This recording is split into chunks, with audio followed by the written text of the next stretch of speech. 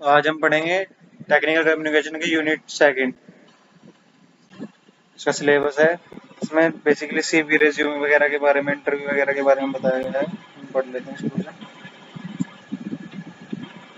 What is CV? CV means course of life in Latin, मतलब ये Latin words में course of life, life के जीवन में जो तुमने सीखा वो सब उसमें मतलब लिख सकते हो, एक तरह से वो होता है। It is a detailed document that list your full academic background, work history, achievement, skill, research and publications. ये डिटेल्ड डॉक्यूमेंट होता है एक प्रॉपर, जिसमें अच्छी तरह से सब चीज डिफाइन हो, और ये बताता है, तुम्हारी लिस्ट करता है तुम्हारी फुल एकेडमिक बैकग्राउंड, तुमने कहाँ से क्या क्या चीजें पढ़ाई की हैं, वर्क तुमने क्या क्या काम किया है, वर्क हिस्ट्री किस तरह का काम तुम अब तक कर चुके हो, और तुमने क्या क्या अचीव किया अपने लाइफ में, क्या स्किल्स तुम्हारे पास हैं जो अच्छी है तुम्हारे लिए, और जिससे जो तुम्हें दूसरों से थोड़ा अलग बनाती है। रिसर्च क्या है, तुमने किस चीजों पर रिसर्च करी है, किस चीज का क्या कंक्लूजन निकाला है, और क्या पब्लिकेशन है, और तुमने कुछ अभी तक पब्लिश किया है अपनी तरफ से, कुछ चीजें ऐसी बनाई है जो तुमने खुद से बनाई है। यूज्ड मेनली इन एकेडमिक जॉब्स, जो एकेडमी में जॉब्स वगैरह के लिए यूज करा जाता है सीवी, रिसर्च पोजीशंस के लिए, गवर्नमेंट जॉब्स के लिए, और हायर स्टडीज लाइक पीएचडी वगैरह के लिए सीवी का यूज किया जाता है। क्या था resume? Resume is a brief summary of your skills. ये एक ब्रीफ समरी होती है, वो थोड़ा डिटेल था, थोड़ा मतलब कम डिटेल में होगा, इसमें सिर्फ स्किल और एक्सपीरियंस और क्वालिफिकेशन के बारे में ही बताया जाएगा। ये मतलब एक स्पेसिफिक जॉब के लिए जो भी तुम्हारी जरूरत होगी, जो भी नीड होगी उस जॉब से रिलेटेड, तो तुम वही चीज बताओगे रिज्यूमे में। और सीवी में तुम अपना पुराना बैकग्राउंड जो भी होगा तुम्हारा, वो सब चीजें बताओगे, तुम्हारी क्या क्वालिफिकेशन है, तुमने क्या क्या स्किल्स एक्वायर की हैं, क्या तुमने रिसर्च वगैरह की हुई है अब तक। और इसमें ब्रीफ समरी होगी तुम्हारे स्किल्स की, एक्सपीरियंस की और क्वालिफिकेशंस की, टू स्पेसिफिक जॉब, एक स्पेसिफिक जॉब के लिए। इट इज शॉर्ट, ये छोटा होता है। फोकस और highlight on your most relevant strength, ये सिर्फ तुम्हारी जो मतलब मोस्ट रिलेवेंट जो सबसे जरूरी स्ट्रेंथ है उसी को हाईलाइट करता है। Used mainly in private sector jobs के लिए, इंटर्नशिप के लिए और कॉर्पोरेट रोल्स के लिए, कॉर्पोरेट जॉब वगैरह के लिए यूज किया जाता है। तो अब देख लेते हैं सीवी और रेज्यूमे में डिफरेंस। एक तरह से करिकुलम वेटे इसका फुल फॉर्म है, और ये रिज्यूमे मीन्स समरी हो गया एक तरह से, मतलब ब्रीफ डिस्कशन हो, ये डिटेल हो गया। तो ये होता है लेंथ 2 to 5 पेज, बड़ा होता है थोड़ा, ये शॉर्ट होता है 102 पेज का मैक्सिमम। इसमें कंटेंट होता है complete academic and career details, जो तुम्हारी डिटेल्स है सारी तुम्हें डिटेल में समझाया जाएगा, इसमें बताया जाएगा तुम्हारी डिटेल्स के बारे में सीवी में। और only highlight most relevant details, जो इंपॉर्टेंट होगी स्पेसिफिक जॉब के लिए, वो इसमें रिज्यूमे में बताया जाएगा। ये यूज किया जाता है एकेडमिक, रिसर्च और गवर्नमेंट और एजुकेशन के लिए, मतलब तुम एकेडमिक्स में जो तुमने पढ़ा अब तक और जो तुम आगे पढ़ना चाहोगे उसके लिए तुम पुराना बताओगे मैंने यहाँ से ये चीज पढ़ी हुई है, कोई रिसर्च करोगे पीएचडी वगैरह में, और गवर्नमेंट कोई जॉब वगैरह के लिए, किसी और हायर स्टडीज के लिए, और ये फिर प्राइवेट कंपनीज और इंटर्नशिप वगैरह की जॉब के लिए, कॉर्पोरेट के लिए बेसिकली यूज होता है रिज्यूम। और ये फोकस होता है एजुकेशनल बैकग्राउंड अचीवमेंट्स के लिए, ना तुमने क्या क्या अचीव किया अब तक अपनी जिंदगी में एजुकेशन के थ्रू, क्या क्या तुमने चीजें सीखी और क्या क्या तुमने रिसर्च की उन चीजों पे, और ये स्किल्स और एक्सपीरियंस अचीवमेंट्स के बेसिस पे तुमने क्या क्या स्किल्स एक्वायर की। ये customise less customise same for all jobs, हर जॉब के लिए सेम ही होता है, और इसमें हम कस्टमाइज करते हैं जॉब के लिए। मतलब किसी जॉब में जैसे तुमने डेटा एनालिस्ट के जॉब के लिए अप्लाई किया तो उसके रिगार्डिंग तुम चीजें डालोगे, फिर तुमने वेब डेवलपमेंट के लिए किया तो वो चीजें डालोगे, सबके लिए अलग चीजें डालनी पड़ती है तुम्हें रेज्यूमे में। और सीवी बेसिकली सेम ही होता है, क्योंकि जो तुमने 12th तक की पढ़ाई करी वो सब में सेम ही करी है, तो हर किसी की वो सेम ही है, मतलब एक तरह से हर एक पर्सन की इंडिविजुअल तो अलग है, बाकी तो वैसे वो सेम ही है। फिर देखते हैं format of CV and resume का फॉर्मेट। सीवी फॉर्मेट ये होता है डिटेल फॉर्म में होता है, इसमें name, contact detail, professional summary, objective, उसके एजुकेशन क्या एक्सपीरियंस है, उसकी स्किल्स, क्या क्या सर्टिफिकेशन और ट्रेनिंग है, रिसर्च है, क्या क्या पब्लिश कर चुका है अब तक, वो नहीं करा, अवार्ड क्या क्या अचीवमेंट किया है उसने, और क्या क्या लैंग्वेज को आती है, और ये रेफरेंस ऑप्शनल है कि किस रेफरेंस से उन्होंने क्या क्या चीज पढ़ी है या समझी है।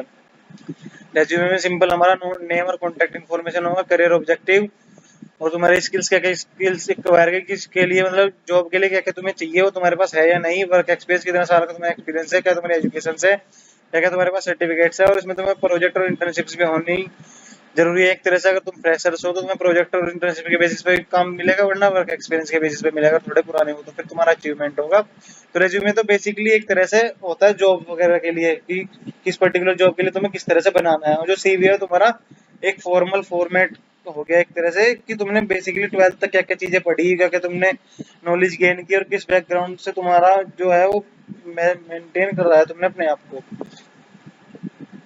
यही है सिंपल, ये शॉर्ट है, complete long career profile, focused summary है, एकेडमिक और रिसर्च सेटिंग के लिए use in corporate job, not usually change for every job, के लिए चेंज नहीं करते, इसको चेंज करते हैं, डिटेल होता है, ये हाईलाइट ओनली की पॉइंट होता है। ये समझ गया, इजी सीवी और रिज्यूमे में डिफरेंस। फिर आता है interview. An interview is a formal meeting और conversation between a person, the interviewer and another person. The interview, जो इंटरव्यू ले रहा है इंटरव्यूअर, और जो इंटरव्यू दे रहा है interview, usually to assess interview suitability for a job, admission और एनी अपॉर्चुनिटी। इंटरव्यू एक फॉर्मल मीटिंग कन्वर्सेशन है दो पर्सन के बीच में, जो इंटरव्यू ले रहा है उसके और जो इंटरव्यू देना चाहता है उसके बीच में। तो इसमें हम बेसिकली उसके बारे में समझते हैं कि वो किस किस तरह से क्या क्या चीजें उससे आती है और क्या क्या हम उसके बारे में बहुत ज्यादा जान सकते हैं, वो इंटरव्यूअर जान सकता है उसके बारे में। अब टाइप ऑफ इंटरव्यू देखते हैं। फेस टू फेस इंटरव्यू में जब फेस टू फेस इंटरेक्शन होता है, जब सामने वाला भी एक पर्सन है और तुम भी एक पर्सन हो, सामने से आमने सामने तुम बैठे हुए हो और तुम बात कर रहे हो, वो तुम्हारे से क्वेश्चन नहीं कर रहा है, तुम उसका रिप्लाई दे रहे हो उसको। फिर टेलीफोनिक कम्युनिकेशन, ये जब फोन के थ्रू तुम कोई फोन कॉल के थ्रू इंटरव्यू देते हो, जैसा आजकल चल रहा है, फोन कॉल्स पे इंटरव्यूज हो जाता है। फिर वीडियो इंटरव्यू, इंटरव्यू में तो जैसे कॉन्फ्रेंस वगैरह, मतलब तुम्हें सामने से वीडियो कॉल पे जोड़ लिया जाता है, जूम मीटिंग वगैरह पे, फिर वहां से तुम्हारे से इंटरव्यू लिया जाता है। फिर होता है पैनल इंटरव्यू। पैनल इंटरव्यू में ग्रुप 1, 2 और मोर इंटरव्यूअर, इंटरव्यू 1 कैंडिडेट होगा, एक सिंगल कैंडिडेट होगा इंटरव्यू जो इंटरव्यू देने आया है, और एक दो या दो से अधिक जो पैनल पे लोग होंगे, 3 या 4 लोग होंगे। वो जैसे यूपीएससी वगैरह का होता है, इस वगैरह के लिए जो इंटरव्यू होता है, उसमें 3-4 लोग मिलके सिंगल पर्सन से क्वेश्चन वगैरह पूछते हैं, होता है पैनल इंटरव्यू। फिर होता है ग्रुप इंटरव्यू। ग्रुप इंटरव्यू में मैनी कैंडिडेट इंटरव्यूइंग टुगेदर, मतलब बहुत सारे कैंडिडेट आपस में एक दूसरे का इंटरव्यू देते हैं, मतलब मल्टीपल। जो इसमें तो पैनल वाले में तो इंटरव्यूअर में मल्टीपल्स थे, और ग्रुप इंटरव्यू में जो इंटरव्यू है, जो इंटरव्यू देने आए हैं, वो मल्टीपल्स होंगे। वो अगर इंटरव्यू में कोई अपॉइंटमेंट नहीं होता, कैंडिडेट को आना पड़ता है फॉर इंटरव्यू के लिए डायरेक्टली, मतलब अपना रेज्यूमे लेके आएगा डायरेक्टली और इंटरव्यू दे देगा, बस ऐसे ही। उसमें कोई पर्टिकुलर बंदा नहीं कि इसको ही बुलाया उसको बुलाया, जो भी आ सकता है उस टाइम पे वो आके अपना इंटरव्यू दे सकता है। Stress interview, interviewer put pressure to see how you react under stress. Stress interview में होता है कि जो इंटरव्यूअर होता है वो तुम्हें एक ऐसी सिचुएशन दे देता है जिससे कि तुम्हें स्ट्रेस फील करो, और स्ट्रेस के चलते हुए तुम किस तरह से रिजल्ट देते हो और किस तरह से तुम चीजों को सोचते हो, और क्या तुम उससे मतलब कितने अच्छे तरीके से उस स्ट्रेस को हैंडल कर पाओगे, वो सब वो उसमें जज करता है तुम्हारे थ्रू। फिर आता है technical interview, focus on subject और जॉब रिलेटेड नॉलेज।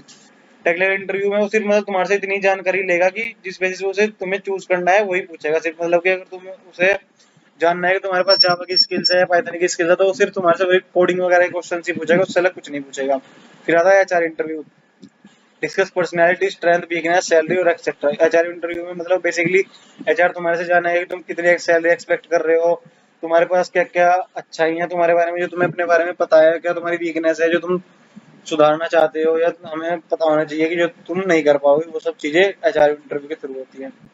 इंटरव्यू की स्किल, सबसे पहला होता है कम्युनिकेशन स्किल्स होनी चाहिए तुम्हारे पास, अच्छी बोलने की, स्पीकिंग क्लियरली और confidently, listen carefully before answering, मतलब सही से पहले सब चीज सुन लो कि उसने क्या क्वेश्चन पूछा है सामने वाले ने, फिर उसके बाद उसका जवाब दो। बीच में कोई भी बात नहीं काटनी होती, पहले अच्छे से कोई क्वेश्चन पूरा का पूरा समझना चाहिए तुम्हें।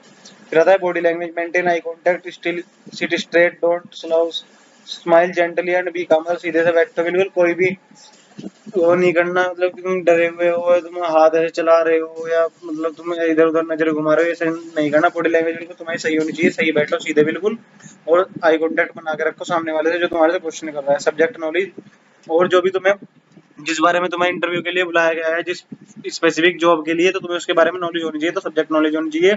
कॉन्फिडेंस, तुम्हें डरना नहीं है, मतलब नर्वस नहीं होना और बहुत ही ज्यादा शर्माना भी नहीं है, सिंपल बिल्कुल कॉन्फिडेंट होकर सामने बैठो और अच्छे से इंटरव्यू देना चाहिए। मतलब इसमें इंटरव्यू की स्किल्स, ड्रेस प्रोफेशनली, और ये नहीं कि तुम जीन्स वगैरह लोअर वगैरह पहन के चले गए, मतलब एक प्रॉपर फॉर्मेट होता है, एक तरीका होता है फॉर्मल ड्रेस पहन के जाना होता है तुम्हें, ट्राउजर वगैरह और शर्ट बिल्कुल अच्छे से वेल ड्रेस अप होकर जाना होता है। उसके लिए कोई भी इंटरव्यू के लिए जाओगे, प्रॉब्लम सॉल्विंग स्किल्स, तुम्हारे अंदर प्रॉब्लम सॉल्विंग स्किल्स होनी चाहिए, मतलब जैसे एप्टीट्यूड वगैरह आजकल चल रहा है, ये सब चीजें तुम्हारे अंदर होनी ही होनी चाहिए, ये तो आपको सबके लिए बेसिक हो चुका है। फिर टाइम मैनेजमेंट, तुम्हें सब जो टाइम मैनेज करना आना चाहिए, मतलब तुम एक तरह से डिसिप्लिन में होने चाहिए बहुत ही अच्छे तरीके से।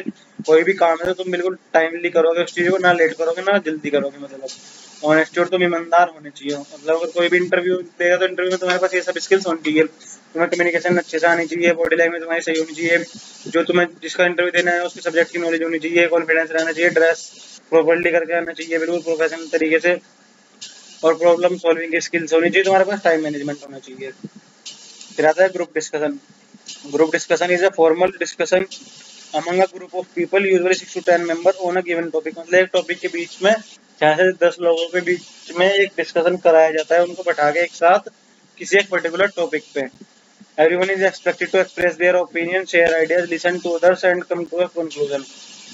मतलब इसमें सबको मिला के एक टॉपिक दिया जाएगा, तो उसमें सबके एक पर्टिकुलर ओपिनियन सुने जाएंगे, किसका क्या ओपिनियन है और कौन उस चीज को किस तरह से समझ रहा है। और सबकी एक थिंकिंग होती है हर चीज के लेके, तो सबकी थिंकिंग को समझा जाएगा और सब चीजों को लेके उनका पूरा निचोड़ निकाल के एक उसका कंक्लूजन निकाला जाएगा। तो क्या डूज है और क्या डोंट्स है ग्रुप डिस्कशन के लिए? Be well prepared. Well prepared होने से मतलब कोई भी टॉपिक है उसके लिए तुम्हें प्रिपेयर्ड रहना चाहिए अच्छे से।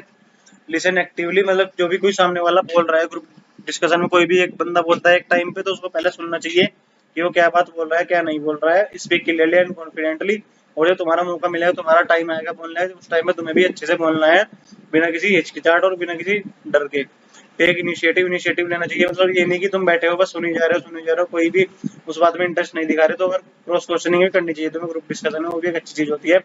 Respect others opinion. हर किसी को ओपिनियन की इज्जत करनी चाहिए। Stay on topic. टॉपिक पे ही रहना चाहिए, नहीं कि तुम बात करते करते कुछ अलग चले गए, बहुत दूर चले गए और टॉपिक तुम्हारा पीछे ही रह गया। Use factor and example. और मतलब जो भी तुम बात बोलो किसी फैक्ट के थ्रू ही बोलो, कि ये चीज तुमने कहीं से सुनी है तो ही बोल दिया, ऐसा कुछ नहीं होना चाहिए। तुम्हारे पास प्रॉपर सोर्स होना चाहिए उस बात को प्रूफ करने के लिए कि तुम ये बात बोल रहे हो तो तुम सही बोल रहे हो। मेंटेन आई कॉन्टेक्ट बना के रखना चाहिए। Use simple and correct language. अच्छी और सही सही लैंग्वेज का इस्तेमाल करना चाहिए, यानी कि हिंदी में ग्रुप डिस्कशन चल रहा है, तुम किसी और लैंग्वेज में बोल रहे हो, उनको समझ ही नहीं आ रहा क्या बात चल रही है। डोंट शाउट और आर भी कोई आर्गुमेंट नहीं करना चाहिए और जोर से चिल्लाना नहीं चाहिए। Don't interrupt others. किसी को डिस्टर्ब नहीं करना चाहिए। कोई मतलब बोल रहा है तो उसको बीच में रोक दे, पहले उसका क्वेश्चन आराम से सुनो या उसका पॉइंट सुनो, वो क्या बोलना चाह रहा है, उसके बाद उससे क्रॉस क्वेश्चनिंग कर सकते हो, पर पहले प्रॉपर उस बात को सुनो उसके बाद। Don't dominate the discussion. Discussion को डोमिनेट मत करो कि मैं ही सब मतलब चलाऊंगा इसको, तुम सिर्फ सुनोगे सुनोगे। सबको मौका देना चाहिए बोलने का। Don't stay silent. और ये भी नहीं है कि बिल्कुल चुप बैठे हो, तुम बोल ही नहीं रहे, सामने वाला सबका सब बोलते जा रहे हो, तुम बस सुने ही जा रहे हो सुने ही जा रहे हो, ऐसा भी नहीं है, अपना ओपिनियन भी रखना होता है उसमें। Don't speak too fast. बहुत तेजी से भी नहीं बोलना। Don't make it personal. उसको पर्सनल भी नहीं लेना कि तुम तो उस चीज को पर्सनली लेके एक तरह से लोगों को समझा रहे हो कि बिल्कुल अंदर ही उसमें डीप डाउन चले गए, नहीं इतना भी नहीं करना। डोंट लुक बोर्ड और डिस्ट्रैक्टेड। मतलब तुम्हें ऐसा भी नहीं दिखाना कि तुम बोर्ड हो रहे हो या डिस्ट्रैक्ट हो रहे हो, तुम्हें पॉइंट पे ही रहना चाहिए, तुम्हें अच्छे चीजों को सुनना चाहिए और उन चीजों पे ध्यान देना चाहिए, ये नहीं कि बैठे हो कहीं और के बारे में कुछ और सोच रहे हो। डोंट यूज स्लैंग और ऑफेंसिव वर्ड को, मतलब कोई भी गंदे और खराब वर्ड्स का यूज नहीं करना है, सिंपल और इजी वे में बोलना है बिल्कुल, जैसा भी बताया था यहाँ पे। डोंट पैनिक और बी नर्वस। कोई भी नर्वस नहीं होना, कोई भी डर फियर नहीं होना चाहिए तुम्हारे अंदर, बिल्कुल कॉन्फिडेंट होकर बैठो और बिल्कुल आराम से और आसानी से सारी चीजों को सुनो और बताओ। फिर आता है what is effective profiling. Effective profiling means creating a clear well organised and attractive personal और professional profile that show your skills, strength, education, experience and achievement in a way that help you stand out. तो effective profiling मतलब आकर्षित आकर्षित profile कैसे बना सकते हो तुम? तो उसको बनाने के लिए तुम्हारे पास वेल ऑर्गेनाइज्ड एक अट्रैक्टिव प्रोफाइल होनी चाहिए। एक उसको अट्रैक्टिव बनाने के लिए तुम्हारे पास स्किल्स को दिखाना चाहिए, उसमें अपनी अपनी जो तुम्हारी स्ट्रेंथ है, क्या चीज तुम्हें करके अच्छा लगता है, क्या तुम किस चीज में तुम अच्छे हो, वो तुम्हारा क्या एजुकेशनल बैकग्राउंड है, कितना तुम्हें एक्सपीरियंस है, क्या तुम्हारे अचीवमेंट्स है, इन सबको तुम्हें एक साथ मिलके इस तरह से इस फॉर्मेट में सजाना चाहिए कि वो तुम्हारे प्रोफाइल इफेक्टिव लगे और सामने वाला दूसरों के बदले तुम्हें अप्रोच करे, तुम उन चीजों से स्टैंड आउट हो जाओ, मतलब एक भीड़ से बाहर निकल जाओ उस चीज। इस तरह से अपनी चीजों को बनाना चाहिए तुम्हें। It's like telling your story in smart and simple way. मतलब एक तरह से तुम अपनी स्टोरी को इस तरह से समझाओ और सुनाओ कि सामने वाला तुम्हारी स्टोरी से अट्रैक्ट हो। So others understand who you are and what you are capable of. मतलब तुम क्या हो और तुम क्या करने योग्य हो, जिससे कि सामने वाला समझ पाए। मतलब अपनी प्रोफाइल को इफेक्टिव बनाओ जिससे कि तुम स्टैंड आउट कर पाओ भीड़ से, और लोग मतलब दूसरों को हायर करने की बजाय तुम्हें करें, तुम्हें ही चुने उनके मुकाबले। अपनी वो स्किल्स इतनी अच्छी बनाओ और उसको अच्छे से मेंशन करो जिससे कि वो समझ पाए। फिर आता है communication. Communication is the process of sharing information, ideas, feeling through speaking, writing, body language और ऑनलाइन मैसेज। ये हमने यूनिट 1 में पढ़ा था। कम्युनिकेशन कोई भी एक प्रोसेस है जिसमें हम अपने इन्फॉर्मेशन को शेयर करते हैं, आइडियाज को और अपने थिंकिंग है उस सबको हम शेयर करते हैं दूसरों के साथ, और ये किसी भी तरह से हो सकता है, स्पीकिंग, राइटिंग, ऑनलाइन, टेक्स्ट, किसी भी फॉर्म में। Good communication builds understanding and trust between people.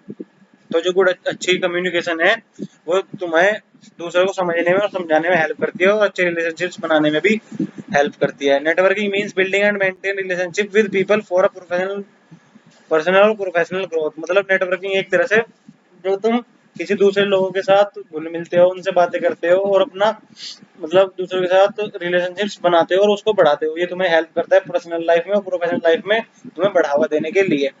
It's about connecting with others, दूसरों के साथ मिलजुलना, शेयरिंग नॉलेज, नॉलेज को शेयर करना और हेल्पिंग ईच अदर सक्सीड, और सबको सफलता के लिए हेल्प करना हर किसी की। Building relationship, building relationship means creating positive और meaningful connection with other people. हर दूसरे इंसान के साथ तुम्हें पॉजिटिव रहना है और मीनिंगफुल कनेक्शंस बनाने हैं जिससे कि वो तुम्हारी हेल्प करे और तुम उसकी हेल्प कर सको आसानी से उसकी सक्सेस के लिए। These relationships can be with friends, classmate, family, teacher, co-worker और professionals। तो रिलेशनशिप्स तुम्हारे फ्रेंड के साथ भी हो सकते हैं, तुम्हारे क्लासमेट के साथ भी हो सकते हैं, तुम्हारी फैमिली के साथ, तुम्हारे टीचर हैं और जो तुम्हारे कोवर्कर और जो प्रोफेशनल वर्क में जो तुम्हारे साथ है किसी के साथ भी हो सकते हैं, और सबके साथ तुम्हारे अच्छे ही होने चाहिए क्योंकि वो हमेशा हेल्प करेगा तुम्हारे लिए। A strong relationship is build on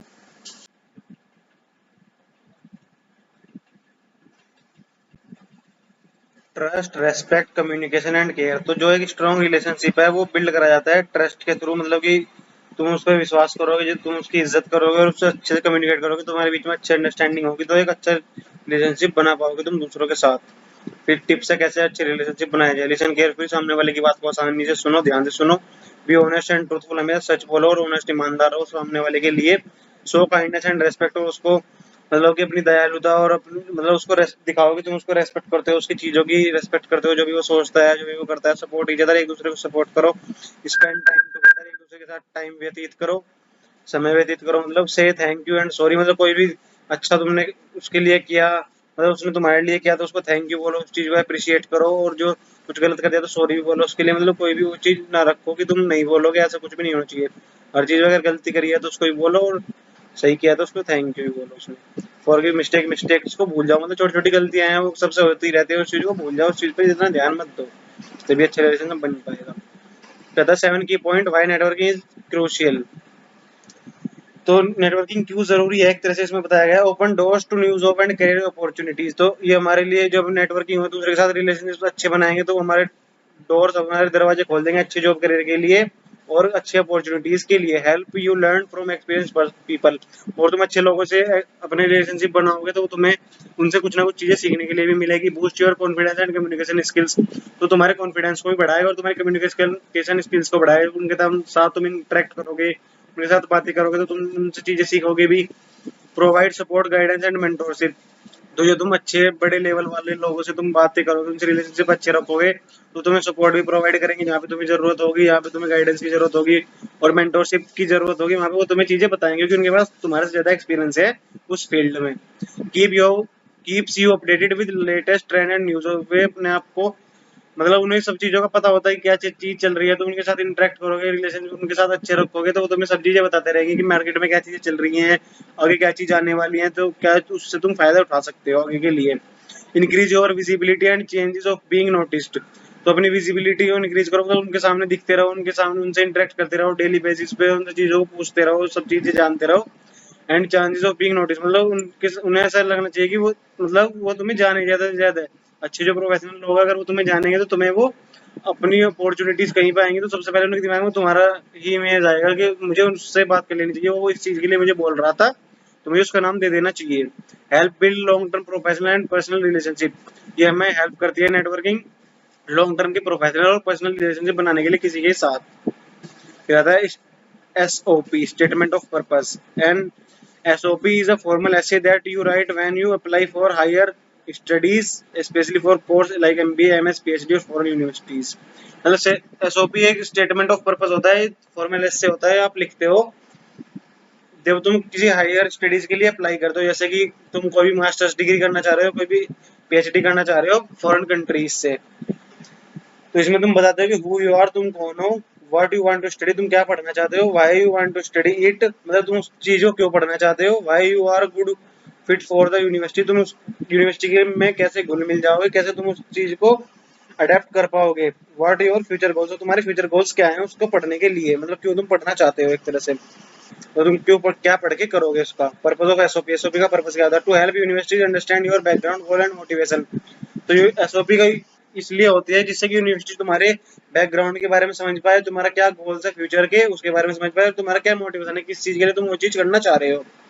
to show your interest in the course and university, तो आपका इंटरेस्ट दिखाने के लिए कि आपका इंटरेस्ट कैसे है, उस कोर्स में कितना है और उस यूनिवर्सिटी में क्यों है।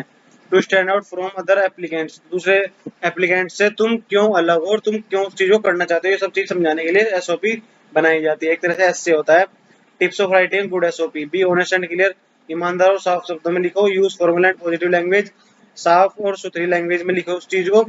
अवॉइड कॉपिंग, कीप इट ओरिजिनल, मतलब इस चीज को कॉपी मत करो दूसरे से देख के, कभी भी हमेशा अपना ओरिजिनल रखो। जो भी तुम जितना इजी से इजी वर्ड्स में लिख सको उतना लिखो। Focus on your strength and goals, अपनी स्ट्रेंथ जो तुम्हारे अंदर अच्छाई है उसको उसमें लिखो, जो तुम्हारे गोल्स है फ्यूचर के लिए उसको उसमें लिखो अच्छे से।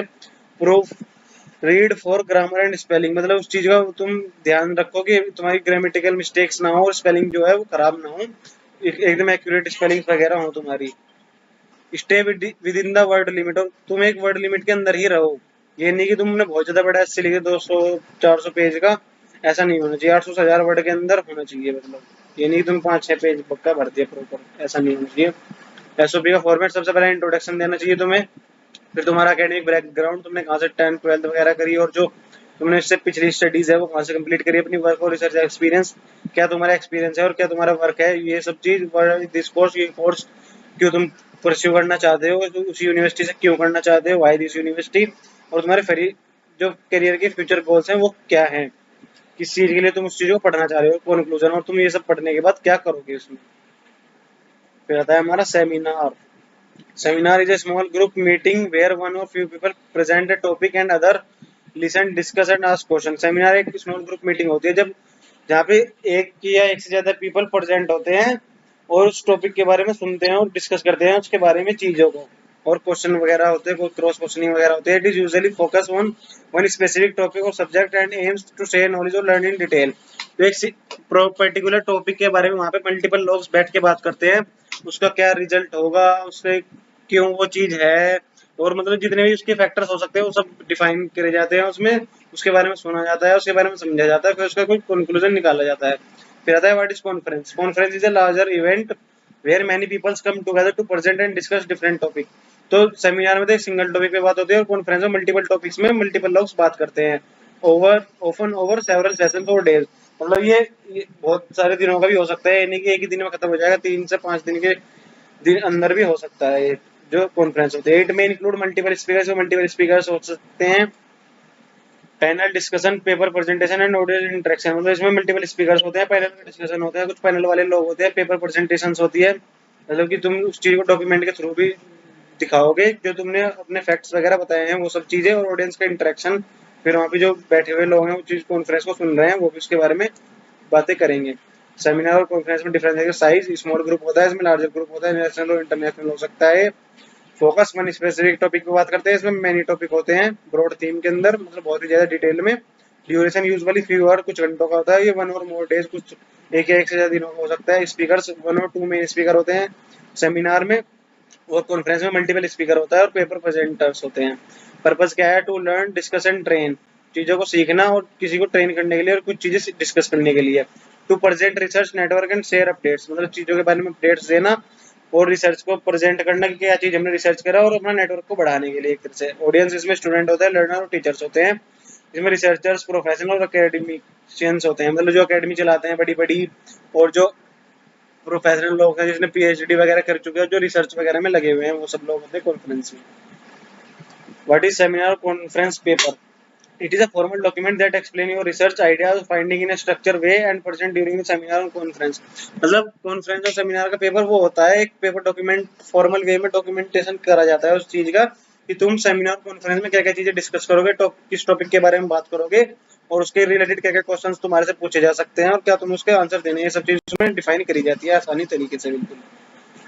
तो स्ट्रक्चर देख लेते हैं इसका। सबसे पहले उसमें टाइटल होगा, फिर एब्स्ट्रैक्ट होगा, मतलब शॉर्ट समरी होगी आपके पेपर के बारे में, फिर इंट्रोडक्शन होगा कि टॉपिक किस बारे में है, फिर लिटरेचर रिव्यू होगा, पास्ट रिसर्च और work done on the topic, उस टॉपिक में तुमने क्या क्या चीजें रिसर्च कर चुके हैं, पिछले काम तुमने क्या क्या कर चुका है उस चीज में। फिर मेथोडोलॉजी होगा, हाउ यू कलेक्टेड और एनालाइज डेटा, तुम उस डेटा को कैसे कलेक्ट करोगे और उस चीज डेटा को कैसे एनालाइज करोगे।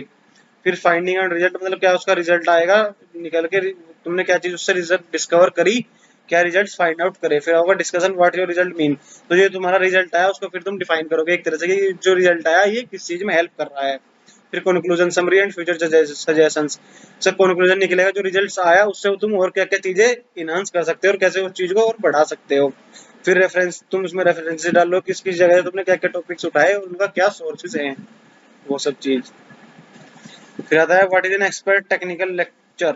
Expert technical lecture is detail presentation given by a person who has deep knowledge in a specific technical field. ये डिटेल प्रेजेंटेशन होती है किसी भी एक पर्टिकुलर टॉपिक के बारे में। जैसे कोई पर्सन है उसको उस फील्ड के बारे में बहुत ज्यादा डीप नॉलेज है, तो उसके बारे में वो प्रेजेंटेशन देके तुम्हें उसके बारे में बहुत ही ज्यादा अंदर तक गहराइयों तक उसकी नॉलेज बता देगा, जितना डीप डाउन तुम उसके बारे में सोच भी नहीं सकते थे, क्योंकि उसने बहुत ज्यादा चीजें उसमें समझी हुई है और उसे उस चीज का बहुत ही ज्यादा एक्सपीरियंस है। It is usually delivered to student, engineers, or researchers, professional to explain advanced technical concept, latest trend और research finding। तो मतलब ये इसलिए यूज किया जाता है जिससे कि जो स्टूडेंट है, इंजीनियर है, जो रिसर्च करने वाले हैं, जो प्रोफेशनल हैं, वो समझ सके उसकी उस गहराई को जो तुम्हें ऊपर से दिख नहीं पा रही, जो उसके अंदर का पोटेंशियल है वो तुम समझ नहीं पा रहे, उस चीज को तुम्हें दिखाने के लिए, तुम्हें और ज्यादा अच्छी चीजों को डिफाइन करने के लिए एक्सपर्ट टेक्निकल लेक्चर का यूज किया जाता है। ये कोई एक्सपर्ट होता है पर्टिकुलर फील्ड का जो तुम्हें उसके बारे में बहुत ही अच्छे चीजों को समझाता है, फिर तुम उसके बेसिस पर रिजल्ट फाइंड आउट करते हो, कोई कंक्लूजन तक पहुंचते हो। पर्पज क्या होता है, to share knowledge on a specialised technical topic. उस टेक्निकल स्पेशलाइज्ड टॉपिक के बारे में शेयर नॉलेज मतलब बहुत ही ज्यादा नॉलेज शेयर करना, सारी बातें उसके बारे में बता देना। टू एजुकेट और train other in subject area, एक पर्टिकुलर सब्जेक्ट के बारे में लोगों को एजुकेट करना, उसको ट्रेन करना एक पर्टिकुलर टॉपिक के लिए। टू डिस्कस रिसेंट इनोवेशन और टेक्नोलॉजिकल डेवलपमेंट, और जो टेक्नोलॉजिकल डेवलपमेंट और जो रिसेंट इनोवेशन है उसके बारे में डिस्कस करना कि उसमें क्या क्या चीजें नई आई हैं और उससे तुम क्या क्या तुम्हें फायदा मिल सकता है। टू प्रेजेंट रिसर्च फाइंडिंग्स और केस स्टडीज, मतलब इसमें रिसर्च फाइंडिंग और केस स्टडीज के बारे में प्रेजेंट किया जाता है और उस चीज को तुम्हें समझाया जाता है। मतलब इसको हम एक्सपर्ट टेक्निकल लेक्चर कैसे लिखेंगे। टाइटल ऑफ द लेक्चर, सबसे पहले लेक्चर का टाइटल होना चाहिए, फिर उसका इंट्रोडक्शन होना चाहिए कि उसमें क्या क्या चीजें, किस बारे में वो टॉपिक है, उस टॉपिक से क्या क्या चीजें रिलेटेड है, बैकग्राउंड उस चीज की क्या हिस्ट्री रही हुई है, कहाँ से वो चीज आई हुई है, इवॉल्व हुई है, और क्या क्या उसमें पास्ट में लोगों ने उससे क्या क्या रिजल्ट्स निकाले हुए हैं। टेक्निकल कंटेंट मेन बॉडी होती है इसकी, जिसमें कि तुम्हारा सारी डिटेल्स होंगे, टेक्नोलॉजी और जो आइडियाज वगैरह उसके होंगे उससे रिलेटेड, वो सब डिटेल में लिखे होंगे। उसके लिए तुम डायग्राम यूज करोगे, फ्लो चार्ट, कोई भी एग्जांपल जिससे तुम्हें इजीली समझ आ पाओ। फिर फैक्ट्स, कुछ फॉर्मूलाज और स्टैटिस्टिक्स इफ नीडेड, मतलब वो सब चीजें जो मतलब अब तक बैकग्राउंड में और जो अब तक सब चीजें हुई हैं जो उसकी मेन बॉडी में, वो सब चीजें तुम्हें डायग्राम के थ्रू और जो विजुअल फॉर्म है उस फॉर्म में तुम समझाओगे, सब चीजें दिखाओगे जिससे कि वो चीज आराम से समझाओ। Break down complex concept into simple points, और जो कॉम्प्लेक्स जो पॉइंट्स हैं, जो कॉन्सेप्ट है वो तुम्हें लगता है कि थोड़े कॉम्प्लेक्स हो गए, उनको सिंपल वे में डिफरेंट तरीके से समझाने के लिए। फिर आता है application, how topic is use in real life, मतलब उस चीजों कहाँ अप्लाई कर सकते हो तुमने जो उससे पढ़ा। रिसेंट डेवलपमेंट, और जो लेटेस्ट उस चीज पर रिसर्च चल रही है वो क्या चल रही है और ये क्या क्या तुम्हें फायदा दे सकता है रिसेंटली चीजों के ऊपर। चैलेंज एंड सोल्यूशन, क्या चीज तुम्हें प्रॉब्लम कर रही है और उसका तुम उस चीज के थ्रू कैसे सोल्यूशन निकाल सकते हो जो तुम ईटीएल में लिख रहे हो। फिर आता है कंक्लूजन, जो तुमने रिजल्ट निकाला उसका कंक्लूजन करना फ्यूचर के लिए, उसमें तुम क्या क्या चीजें और एनहांस कर सकते हो। और रेफरेंस में वही तुम कहाँ से, तुमने वो सोर्सेज क्या है जहाँ से तुमने चीजें सारी निकाल ली हैं और तुमने उसमें ऐड ऑन की हुई है वो सब चीजें। फिर आता है प्रेजेंटिंग एंड ईटीएल, उसको प्रेजेंट कैसे करोगे, तो तुम्हें अभी बताया ये सब। नो टॉपिक वाले तुम्हें अपने टॉपिक के बारे में पता होना चाहिए। Build confidence and allow smooth delivery, मतलब तुम्हें चीजों को बहुत ही आसान तरीके से और सिंपल वे में समझानी चाहिए। यूज क्लियर विजुअल्स, जो तुम विजुअल्स यूज करोगे वो ऑडियंस को अंडरस्टैंड करनी चाहिए आसानी से, मतलब उनको देख के चीजें समझ में आ जानी चाहिए, इतना अच्छे तुम्हें विजुअल्स यूज करनी चाहिए। स्पीक क्लियरली एंड स्लोली, चीजों को आराम से और क्लियरली बोलो जो चीजें दूसरों को आसानी से समझ में आ जाए। एग्जाम्पल्स का यूज करो, connect theory to real life, मतलब जिसे चीजें स्टोरी के थ्रू चीजों को जल्दी से समझते हैं तो वो चीजें तुम्हें एग्जाम्पल वगैरह उसमें डाल देनी चाहिए। एंगेज द ऑडियंस, एंगेज को वो ऑडियंस को उस चीज में एंगेज करो अपने थ्रू, अपने बोलने के थ्रू, कि वो उस चीज से बोर ना हो, तुम्हारे साथ इंटरेक्ट करती रहे रेगुलर। और क्वेश्चन और invite discussion, time your speech, और अपनी स्पीच को मतलब टाइम तो धीरे धीरे चीजों को बोलो, ये नहीं बहुत तेजी से चले जा रहे हो और बहुत ही लंबे समय तक तुम बोलते ही जा रहे हो। टॉपिक को चेंज करते रहो टाइम बाय टाइम, जिससे कि तुम सामने वाले को बोर ना कर दो किसी भी तरह से। ड्रेस प्रोफेशनली बस ईजी है, अच्छे तरीके से ड्रेस अप होके आना चाहिए, ये नहीं कुछ खराब पहन के ऐसे ही गंदे तरीके से चल रहे हो, जिससे कि तुम अट्रैक्टिव लगो, सामने वाले को देखते ही समझ में आए कि हाँ कोई प्रोफेशनल है। प्रैक्टिस बिफोर प्रेजेंटिंग, और कोई भी चीज प्रेजेंट करने से पहले थोड़ा प्रैक्टिस करो। Reduce nervousness and improve flow, ये तुम्हारी नर्वसनेस को सही करेगा, जिससे कि तुम आसानी से चीजों को समझा पाओगे दूसरे को, और तुम्हें कोई भी हिचकिचाहट नहीं आएगी बीच में। ठीक है, इसमें इतना ही था आज का। ओके गाइस, यूनिट 2 कंप्लीट हो गई तुम्हारी।